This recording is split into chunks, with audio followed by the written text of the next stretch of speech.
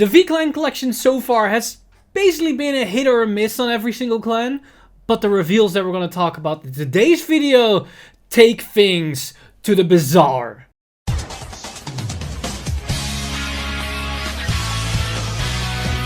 Stand up! Vanguard!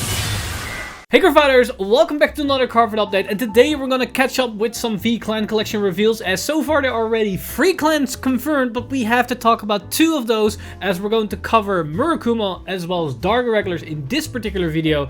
And let me tell you that the skill reveals of these 2 clans are anything but as what we were expecting. Like, they threw us for a loop here, as these skills that we're going to discuss hasn't ever been really tried upon in the way that they are doing it right now. So without any further ado, let's jump straight into these cards, and we're gonna start off with the new Stealth Fiends from Murakumo, where they're going to go the zero route for some reason, but who knows, maybe it will work for them. Interesting enough, they don't have a grade 1, they have 2 grade 2s, and one of those grade 2s being Stealth Fiend Lady Silhouetta. And Lady Silhouetta has the abilities Auto.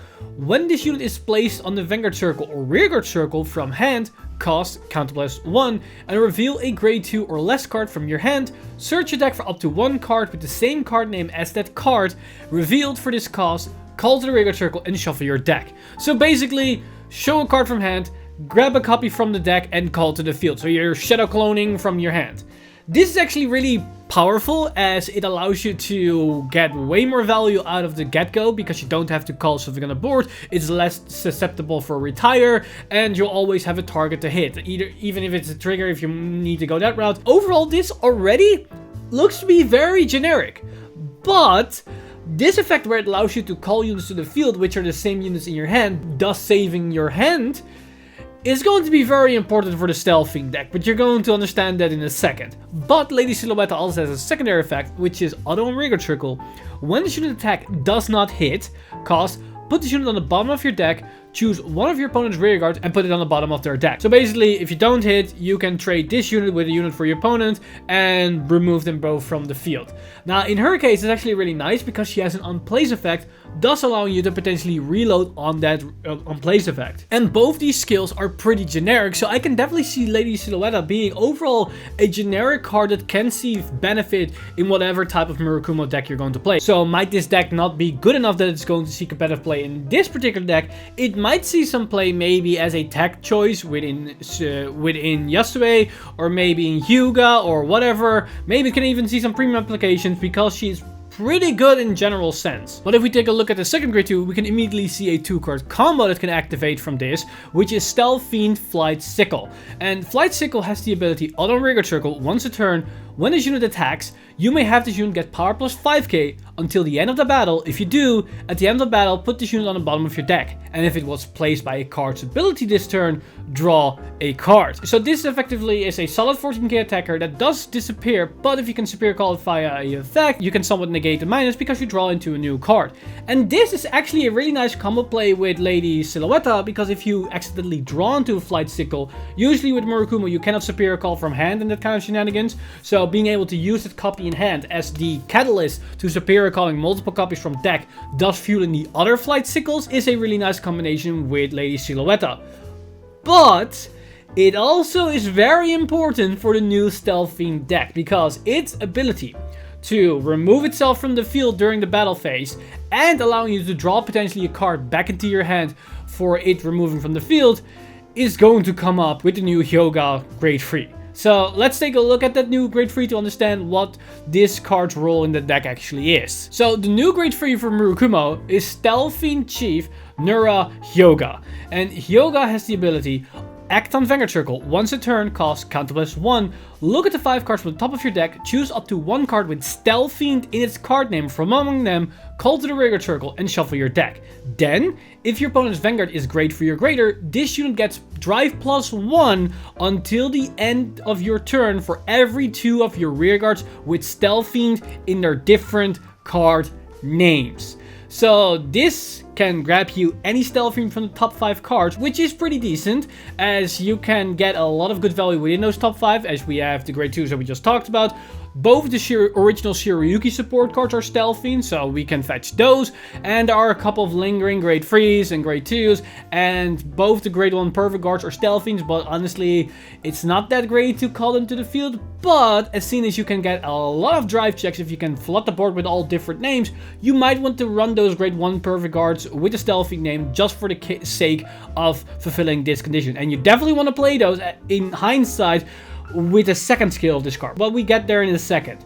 Now, this means that if you went second, on your first grade 3 turn, you will have 6 circles thanks to the Axel circle. And if you can fill those circles with all different stealthy names, then that effectively gives you +3 drive checks. So you will have a quintuple drive Vanguard on your first grade 3 turn that also allows you to +1 on the field thanks to the act ability. Pretty good! But those drive checks you're generating don't really translate in the value that you're thinking of because of the second effect of Nura Yoga. Because the second effect is Auto on Vanguard Circle. When your drive check reveals a unit card, if it is a normal unit with stealthy in its card name, call it to the rearguard circle. And that unit gets power plus 10k until the end of turn. If it's not, put it into your drop. This effect is mandatory. So basically what this effect translates to is that if you hit a grade 1, grade 2, or grade 3, or a non-trigger grade 0 stealthy card, you call to the field and it gains 10k power. If it's anything else, you send it to the drop zone. That means we don't plus on our drive checks. That's very important here. So we get all these extra drive checks, but they don't translate into actual card advantage. They do translate in pure aggressive pressure. So this is a deck that sacrifices all its defensive capabilities and just goes ham on the offensive.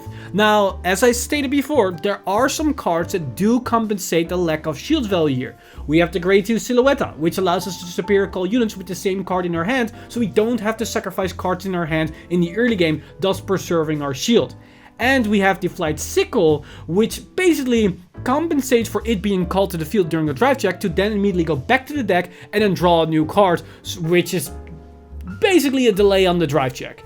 And with those skills, we can somewhat get a hand size going, but it's definitely nowhere as close as what other decks have with just a normal drive checks. But what this deck does provide is the insane brute force that it can just dish out. The only problem that I have with this particular deck right now is that the card pool that are stealthies that synergize with this is very limited. As I already explained, in our grade 1 lineup, we only have 2 different perfect guards, and then the grade 1 for the Shiryuki support lineup, which does combo nicely because it can put itself into the soul when an attack doesn't hit, so it clears the front row or maybe a back row, which you then can call a new unit to, and it does generate you soul if you need to use soul for another effect. Then in the grade 2 lineup, we've got the 2 new grade 2s, which is nice. We also have Yagatsu Girl, again the Shiryuki support card, which generates soul, and we have a couple of promos, and we have Midnight Crow, but honestly Midnight Crow doesn't feel that good because most of these cards are unplaced from hand, and you're probably gonna superior call them, so they don't synergize that well. And then in the grade 3 department, we do have quite a lot of grade 3s, but besides the One-Eyed Nujo, most of them don't really do anything, so they feel rather lackluster. So depending on how this deck performs on its own, just the sheer raw power of pushing your opponent with all these attacks, if that's good enough, then this deck could definitely come on top. But I think that just the sheer effect of the limited card pool and not a lot of cards that interact well with this, it feels a bit wonky. But I could definitely be off if we're gonna see more if we can see the actual results behind this deck. And honestly, if we're gonna get more support with the stealthy name, this deck could definitely spiral out of control, as there's definitely a lot of potential, and I really like this skill design because it's something we never really saw being explored. Like, we're sacrificing our defensive capabilities for just brute forcing it, and for the same thing you're then restricted to a specific card pool to not make the thing go nuts. But Murakumo isn't the only one with some interesting new cards, as Dark Irregulars also got some new support with, of course, their new Bladewing Reiji. which is kind of controversial to talk about, but we're gonna do our best here. So first off, we've got the Grade 1, which is Bestial Squeezer, and she has the effect auto. When this unit is placed on the rearguard circle, put a normal unit from your drop on the bottom of your deck, and you may soul charge 1. So it allows you to maybe get certain key pieces back into your deck if you need them there, and it gives you a soul. Like, it's alright. It's not the most amazing type of card, but it gives you 1 soul on place and maybe you can set up your deck if you need that. It will definitely come into play with Reiji, but you will see that in a second. Now, for the second effect, she has Act in Drop. Bind this unit, choose one of your rearguards and put it into your soul. So this is once again relatively generic, as it can help you to set up your soul if you have cards that rely on having specific cards into the soul, or you have cards that allows you to fetch cards from your soul into your hand, and it might have on-place effects, so you already placed it, you can put it into soul and then maybe fetch it back to your hand so you can use them again. Like, there are definitely a lot of scenarios where this actually can come up. Another good example is with Variant's Killer Tail. If you have 2 card copies in hand, you need to get one into the soul. So if you call them both to the field, you can use this one to then put one of those into the soul, which allows you to maybe set up your things. Now, keep in mind, it does minus you. But if the minus does give you more value in the long run, then it could definitely yield some results. So this is yet another tool for Dark Irregulars to play with. It might or might not see play, it depends on your playstyle and if this actually fits the rule of a certain deck. Now, if we move up to the Grade 2, we've got an interesting Grade 2, but I'm not going to beat around the bush. I don't really think it's all too great, but you can judge for yourself once we see the skill, as we've got Blaze Foresight. And this is the card that allows us to fix our hand if we're cluttered with Grade 0s, because its effect is, although when this unit is placed on the Vanguard circle, rearguard circle, counter +1, choose up to 2 trigger units from your hand, put them into your soul, and draw a card for each card put. So it allows you to cycle 1 or 2 cards if you are cluttered with triggers. Now, on the surface, that's actually not that bad, because it allows you to get to your pieces if you are bricking in your hand. But at the same time, you're playing a card that's solely focused around the fact that you're bricking to use the card. Which means the card itself is a brick if you're not bricking, which is really awkward. And it also costs a counterblast, so losing 2 triggers that could have been shield value for 2 other cards might not always be worth it in a certain scenario. So I am kind of on the fence about this card. Like, I can understand the scenarios where it can be useful, but it's very specific, and that means you are running a card that is solely in your deck for a brick situation, which then itself becomes a brick in another situation. So it might come up, but the Dark Irregulars players out there have to basically prove me wrong that this card actually is going to be good. Now, that said, a lot of players have been voicing their opinion about that this card isn't good, but I'm going to be the other side of the spectrum here, and we're going to discuss Bladewing Reiji. So Bladewing Reiji has the effect, act on Vanguard circle. If your soul has 10 or less cards, soul +1, choose a card from your soul and bind it face down. Basically, you need 2 soul to use this skill, because one of the soul goes to the drop and the other goes to the bind zone face down. Now, interesting enough, they specify that you need to have only 10 or less cards in your soul, so if you hit 11, this skill's offline, but you're probably gonna make sure that this never happens if you have full control of your soul charging, so I don't really think this is ever going to be an issue, but just be sure to keep in mind of this restriction. Now, the reason why we're putting those cards face down is because of its other effects. He has Condeals of Vanguard Circle. Get all of the effects below depending on the number of face down cards in your bind zone. 5 or more. This unit gets power plus 5k, active on your opponent's turn 2. Now keep in mind, Reiji's Protect, so it's 12k base. You cannot see it on the picture here, but it's 12k base. So if you have 5 in your bind zone, this means that you had 10 soul already generated, because 5 of them went to the drop and 5 went them to the bind zone, then you're going to sit on the 17k base for attack as well as defense. This is great because you need to stall the game a bit to get the pure value of Reiji, so having that higher base power is pretty nice to at least make that survivability more reasonable. But it also has some more offensive application, because if you have 7 or more, so that means if you had 14 soul in total, during your turn, this unit gets power plus 10k and drive plus 1, which then becomes a 27k triple drive Vanguard, which is actually not that bad, as the triple drive will help you to get to your pieces to soul charge even more and faster on a consistent basis, which is actually what you want. But then, if we add 10 or more cards in the bind zone, which is basically 20 soul, During your turn, this unit gets power plus 10k and critical plus 2. So now, Reiji turns into a 37k, triple drive, triple crit Vanguard. That's actually pretty good, because that means every single attack from that point onward from your Vanguard circle is game ending. So your opponent needs to perfect guard every single time that you're going to swing with Reiji. But that's not the end, because yes, your opponent can out perfect guard your Reiji every single turn, but they are still on a clock. Because if they not kill you fast enough, Reiji will finish the game even if he cannot hit your opponent. Because he has yet another skill, which is Auto and Vanguard Circle.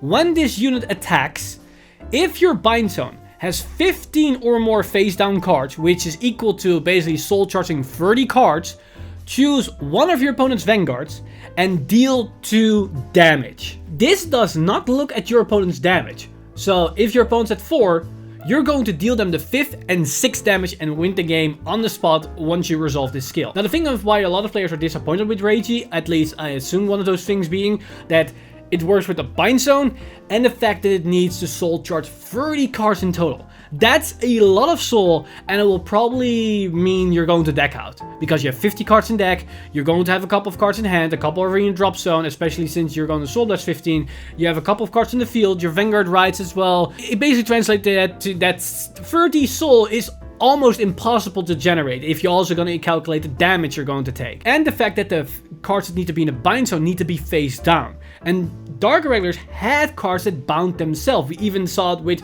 the new Grade 1 Bestial Squeezer that can bind herself.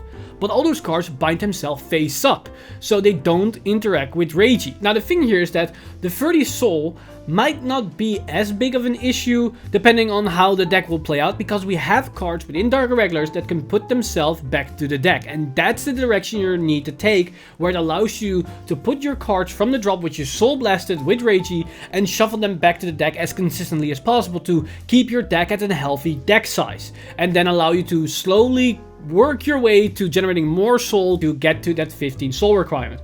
But even then, you don't necessarily have to play around the 15 bind zone requirement. That 15 bind zone, in my eyes, is just an alternate win condition. It feels like a Gizeh, it feels like a Glendios, it feels like a Demiurge back in the day, or it feels like an Igorg. If you can resolve this, you win the game on the spot.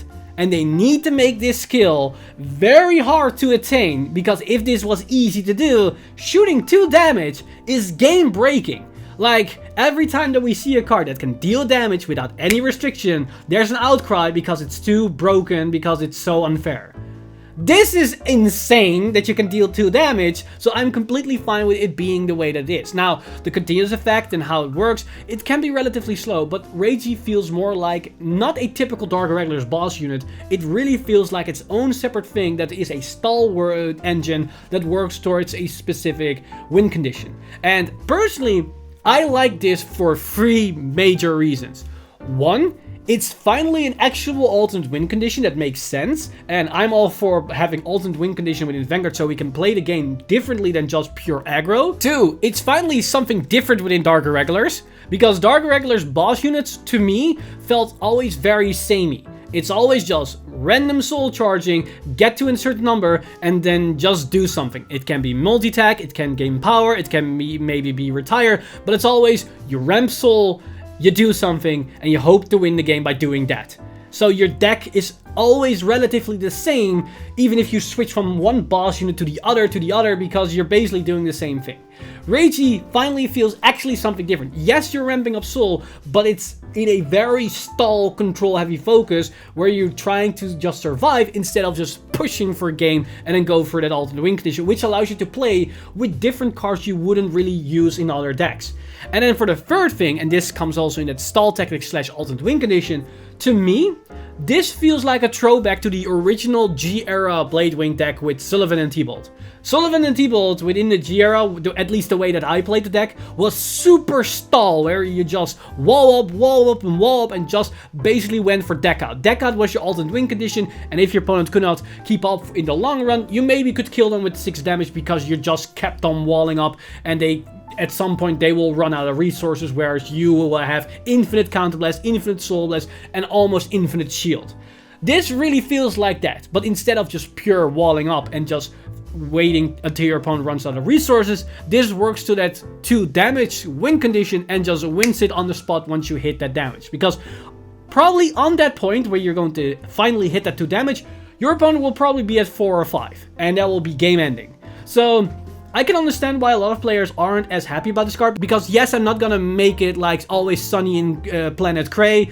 The card is not competitively viable, at least not now. And to me, that's fine, because not every card has to be that, but I can understand for Dark Irregular players that they are disappointed because they were hoping that this card would maybe bring something to premium, that they would revitalize the Bladewing archetype, or that they would have a very strong Bladewing Reiji to actually work with. But to me, as a more general player for Cardfight Vanguard, I like to see them doing this type of stuff where we're going to see actual different ways to play, so we can hopefully get away from the generic, we're gonna be a pure aggro rush game where every single deck works the same way, where you try to rush your opponent to 6 damage as fast as possible. Only every single deck would maybe have a different flavor of multi-attack here, a restand there, maybe a guard restrict here, or a triple drive here. Like, I like this design. The same goes with Nura Yuga or Yoga for Murakumo. Yes, it's still aggro play, but it's very different in the way that you're sacrificing a lot of inherent value that comes from the drive check. So I hope they're gonna explore more space like this. Maybe for players of certain clans, hopefully they will make them at least viable, or at least that they're good enough right out of the gate, that people are excited about them. But at the very least, as a general Vanguard player, I'm not that saddened about these reveals. But that said, I'm curious about what you guys think of these cards. Now, I know Reiji might spark off a lot of discussion in the comments, so please keep it civilized in the comment section down below. But I'm very curious on your take about the Dark Irregulars cards, as well as the Murakumo cards discussed in this video. As always, this video has been brought to you by lovely patrons over at patreon.com/VanguardInsider. You guys are amazing. If you do want to support the channel or everything that's happening on the channel, you can simply go to patreon.com/VanguardInsider and become a patron today. But with that said, I've been Mr. Time Leap, and I see you guys in the next one!